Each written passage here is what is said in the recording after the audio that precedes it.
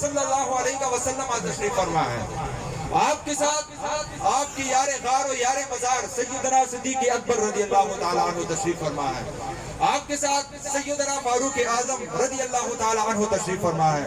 اور تیسری شخصیت جو ہے حضرت سیدنا عاشق رسول محب و محبوب مصطفیٰ حضرت سیدنا بلال حبشی تشریف فرما ہے۔ تو بندہ کہتا ہے کہ میں نے کہا کہ عیسیٰ کہاں ہے؟ تو دیکھا کہ عیسیٰ ان کے درمیان پر بیٹھے ہیں اور محفل لگی ہوئی حضرت بلال حبشی حضور علیہ السلام کی تعریفیں کر رہے اور عیسیٰ بھی ان کے ہاتھ تشریف فرما ہے۔ اللہ رب ذوالجلال جب ایسے اعمال بندہ کرتا ہے، میں دعوت فکر دے رہا ہوں تمام آبا کو جو یہاں تشریف لائیں اور بالخصوص اپنے خاندان والوں کو جو دائیں بائیں کھڑے ہو کر سن رہے ہیں کہ اگر اپنی زندگی اس طرح گزارو عیسیٰ کی جو سیرت پر عمل کرو۔ علماء کرام کا ہم نے پڑھا ہے، اولیاء کرام کا ہم نے پڑھا ہے کہ وہ مدینے میں موت چاہتے تھے، مدینے میں موت چاہتے تھے۔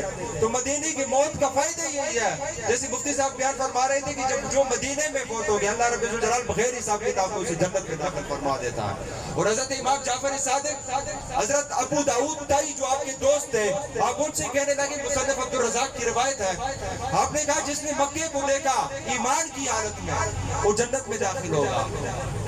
جس نے ایمان کی حالت میں مکہ دیکھا، خانہ کعبہ دیکھا، وہ جنت میں داخل ہوگا۔ ان الفاظ کی تشریح میں نہیں کرتا کیونکہ ہر بندے کا اپنا ذہن ہے، کسی کی سمجھ کی وجہ سے کچھ اختلافات یا اور کوئی اس سے تنازع نہ اٹھے، صرف الفاظ پر غور کریں کہ حضرت امام جعفر صادق جو ائمہ اہل بیت میں سے ہے، آپ ابو داؤد تائی کو کہہ رہے ہیں کہ جس نے کعبۃ اللہ کو ایمان کی حالت میں دیکھا وہ جنت میں داخل ہوگا۔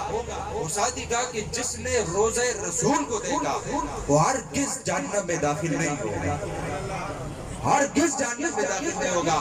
آپ ہر بندہ یہ کوشش کرے کہ کسی کے ساتھ اچھا نہیں کر سکتے تو کم سے کم برا نہ کرے۔ اگر اللہ رب الجلال نے آپ کو استطاعت دی ہے تو آپ ہر بندے کے ساتھ اچھا کریں، اچھا سوچے۔ یہ نہ دیکھیں علاقائی تعصب نہ دیکھیں، یہ نہ دیکھیں قوم پرستی ہے، یہ پٹھان ہے، یہ چودھری ہے، یہ خان ہے، ان کے ساتھ ہم کریں گے، یہ کچھ بھی نہیں ہے۔ انسان مسلمان صرف اس چیز کو دیکھے، اللہ کی رضا کے لیے نیکی کرے، اللہ رب الجلال آپ کی نیکیوں میں سے کسی ایک نیکی کو پسند فرما کر ایسی خوبصورت موت عطا فرما دے گا کہ ہر بندہ جب دعا کے لیے آپ کے لوائقین کے پاس آئے گا، جیسے ہمارے پاس لوگ آتے رہے تو تعزیت سے پہلے مبارکباد دیتے رہے۔ یہ ایسی موت واقعی ایک ہی موت ہے جو مدینے کی موت ہے، جو لوگ تعزیت بعد میں کرتے ہیں پہلے مبارکباد دیتے ہیں۔ علماء کرام تشریف فرمائے بہت کثیر تعداد میں۔